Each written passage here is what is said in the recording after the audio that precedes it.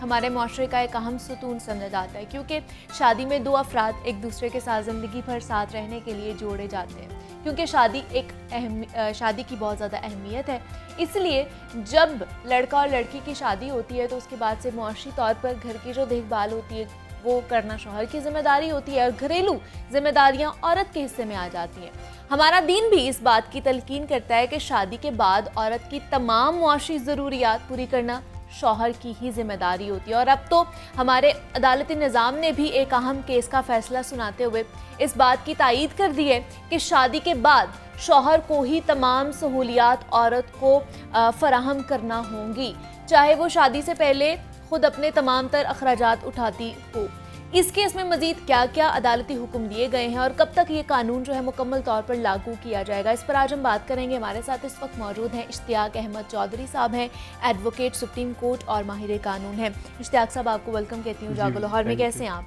मैं ठीक हूँ, आप खैरियत? मैं भी बिल्कुल ठीक ठाक। इश्तियाक साहब, ये जो केस सामने आया है, सबसे पहले तो इसका पस मंजर बताइएगा, क्या केस है ये नाहिद थी, उसके 5 बच्चे थे। उसने दावा किया खर्चे का, अपने खर्चे का, बच्चों के खर्चे का, और माहर की जो रकम थी उसका जो निकाहनामे में दर्ज था। अच्छा। नीचे वाली जो अदालत थी उन्होंने बच्चे का खर्चा तो डिग्री कर दिया, लेकिन जो उसका अपना मेंटेनेंस था वो डिग्री नहीं किया, और जो डावर था, महर जो था, वो भी डिग्री नहीं किया। ओके। उसकी बुनियाद ये थी कि ये चूँकि आबाद नहीं हुई, वहाँ पे हस्बैंड के साथ नहीं रही।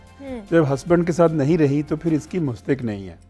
जो जस्टिस मंसूर अली शाह साहब ने ये जो जजमेंट दिया है, ये बहुत बड़ा एक इनकलाबी मैं जजमेंट कहूँगा। उन्होंने ये होल्ड किया है कि वो तो विलिंग थी जाने में। हाँ जी। जब उसने अपनी स्टेटमेंट दे दी कि मैं विलिंग हूँ जाने में, ठीक है, तो जब खामद नहीं लेके उसको गया तो फिर रिस्पॉन्सिबिलिटी खामद की है कि उसको वो उस पीरियड का मेंटेनेंस दे, नानो नफका दे उसका। तो ये कहना कि वो चूंकि खामद के साथ नहीं रही, अपने घर में रही है, तो उसको नानो नफका नहीं देना पड़ेगा खामद को, ये गलत है। वो अगर विलिंग हो, अगर तो वो उसने रिफ्यूज़ किया हो तो फिर सिर्फ अच्छा। तक तो मैं यहाँ से थोड़ी सी कंफ्यूजन ये हटाना चाह रही हूँ कि ये तलाक हो चुकी है उनकी कि नहीं हुई? नहीं, वो दूसरी शादी भी कर चुका है। अच्छा। वो दूसरी शादी भी कर चुका है। ये वो उस पीरियड का मेंटेनेंस था जब वो उसके साथ जाना चाहती थी, रहना चाहती थी, लेकिन वो उसको नहीं उसने बसाया, अपने घर में नहीं बसाया। जब उसने नहीं बसाया उस पीरियड का और दूसरी शादी भी कर ली, ठीक है, तो कोर्ट ने कहा कि वो चूंकि विलिंग थी, ठीक है, जब वो विलिंग थी तो फिर आप उसको महरूम नहीं कर सकते उसके नानो नफके से।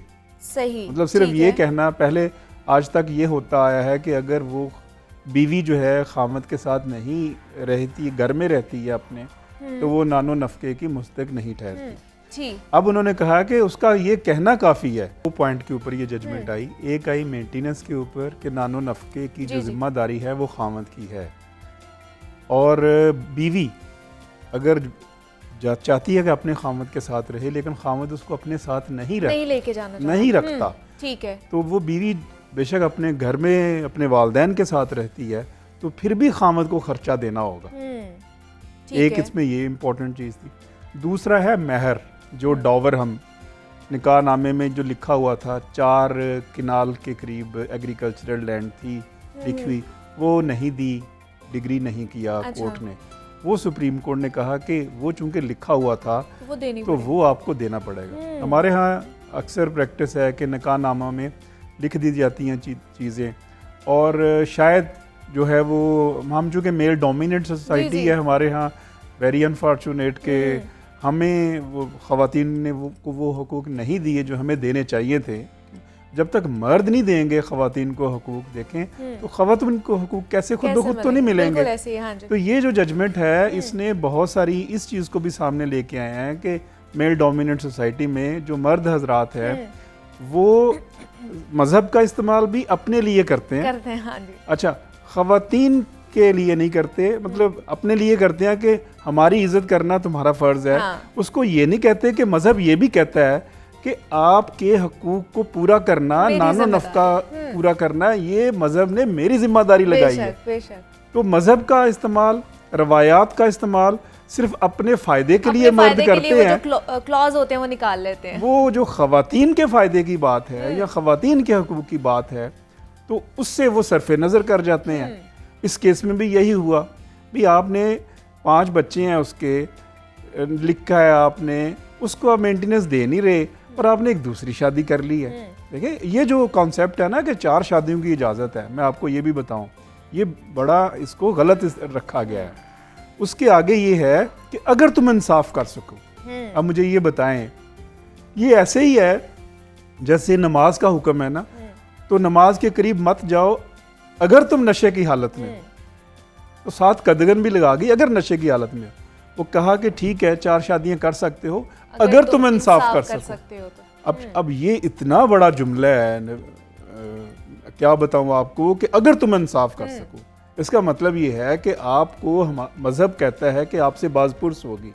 अगर आपकी 2 बीवियां हैं तो आप इंसाफ नहीं करते, तो फिर इसका मतलब है कि आपकी पकड़ होगी।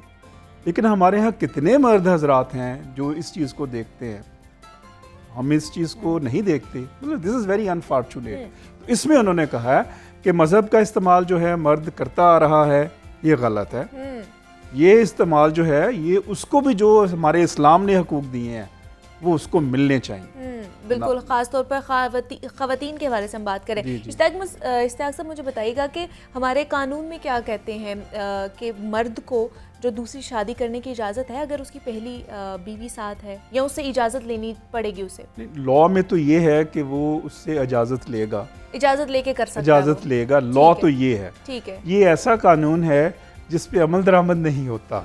हालांकि अगर इजाज़त ना ली जाए तो वो जुर्माना है। अच्छा, जुर्माना भी क्या, अब आपको इस पे भी आप कहेंगे कि जुर्माना भी मजाक है। अभी 5000 है जुर्माना सिर्फ।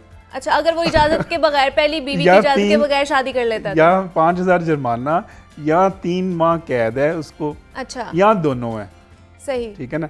और ये वो कानून है जिसपे आज तक किसी को सजा नहीं हुई। बहुत हुआ तो कोई ये कहता है ठीक है मुझे जुर्माना कर दे, ठीक, मतलब ये वो है। भी हंसी खुशी जुर्माना अदा कर देगा। अब देखिए कानून को, अब देखिए ये 1940 में का डेजोल्यूशन एक्ट है जहाँ पे कानून, अब हम 80-90 साल आगे चले गए हैं। अब अगर यही हो 5000 की जगह जुर्माना 5 लाख हो, मैं सजेस्ट करूँगा, मतलब ये है कि फिर आप करें तो फिर 5 लाख जुर्माना हो ताकि उसको भी कोई देखने वाला, उसकी भी देखभाल करने वाला हो कानून की नज़र में। तो ये 5000 जुर्माना तो बहुत मजाक है। तो हमारे यहाँ चूँकि कवानीन भी आउटडेटेड हैं, ऑब्सोलीट हैं, उनको अपडेट नहीं किया गया ज़माने के साथ। अब जब ये 5000 था उस वक़्त डॉलर भी हो सकता है 5 रुपये का था या 10 रुपये का था। आज डॉलर जो है वो 250 रुपये पे है, आपने 5000 ही रखा हुआ है। तो इस तरह हम अगर कवानीन में बेहतरी लेकर आए, कवानीन में तब्दीली लेके आए, और फिर हम जो है वो हम जब तक कवानीन में तब्दीली नहीं लाएंगे, लेकिन उसमें भी क्या होता है असल में, जब पार्लियामेंट है वहाँ भी आप देखेंगे तो मेल डोमिनेट है, वो कवानीन नहीं बनाते जो ख़वातीन के हकूक़ के लिए हैं। तो यहाँ पे हमारे यहाँ मुआशरा, असल में समाज सारे का सारा वो इस हम नॉर्म से नहीं निकल रहे। ये इतनी बड़ी जजमेंट है मैं कहता हूँ, और जस्टिस मंसूर अली शाह साहब बहुत इनोवेटिव जजमेंट दी हैं उन्होंने। देखें इससे पहले उन्होंने जी जजमेंट दी कि किसी जो स्पेशल आदमी है, कोई नबीना है, उसको नबीना नहीं कहा जाएगा, जो डिसेबल है उसको डिसेबल नहीं कहा जाएगा। बिल्कुल ऐसे ही, इस तरह की जजमेंट उन्होंने दी। फिर उन्होंने मुझे बताइएगा नानो नफके के हवाले से कि क्या रेशो होती है और कब कहाँ से शुरू की जा सकती है, किस रेशो से, सैलरी कितनी होगी कि उस रेशो से जो है बच्चों की खास तौर पर नानो नफका लगता है? इसमें लॉ तो ये कहते हैं अकॉर्डिंग टू द स्टेटस। अच्छा, स्टेटस अगर फॉर एग्जाम्पल नो स्पेसिफिक नहीं है, देखना पड़ेगा कि उसके सोर्सेस ऑफ इनकम क्या हैं। फॉर एग्जाम्पल वो कोर्ट में भी जब केस जाता है तो वो सोर्स ऑफ इनकम बताना पड़ता है। इसकी अगर सैलरी फ़र्ज़ करें 1 लाख रुपया है तो फिर आप उसको कह सकते हैं कि कम से कम उसका 20,000 रुपया उसका बीवी का खर्चा 1/5 जो है ना वो होना चाहिए। और बच्चों का उसी तरह जो बच्चे हैं, बच्चे का देखा जाता है उसके मुताबिक किस स्कूल में पढ़ते हैं। अगर फ़र्ज़ करें वो बीकन हाउस में है, हाँ तो वहाँ तो फीस ही 20,000 है, तो फिर आपको वो उसके मुताबिक देना पड़ेंगे। तो ये, और लॉ ये है कि 5,000 से कम किसी सूरत नहीं दिया जाएगा। मतलब 5,000 इज जिस पे आप उन्होंने स्टॉप लगा दिया कि इससे कम तो हो ही नहीं सकता ना बच्चे का। और एक बच्चे की बात करें, एक बच्चे की बात कर रहे हैं, एक बच्चे की बात है, तो 5,000 से ऊपर वो 10,000 भी हो सकता है, वो 15 भी हो सकता है, वो 20 भी हो सकता है, लेकिन ये डिपेंड करता है उसके हस्बैंड के स्टेटस के मुताबिक। फर्ज करें वो अगर 10 लाख रुपया महीना कमा रहा है तो फिर वो बच्चे का तो लाख रुपया होना चाहिए, बिल्कुल ऐसे बीवी का भी लाख रुपया होना चाहिए। तो ये कानून में बड़ी फ्लेक्सिबिलिटी है कि जो स्टेटस है उस स्टेटस के मुताबिक रेशो निकाली जाती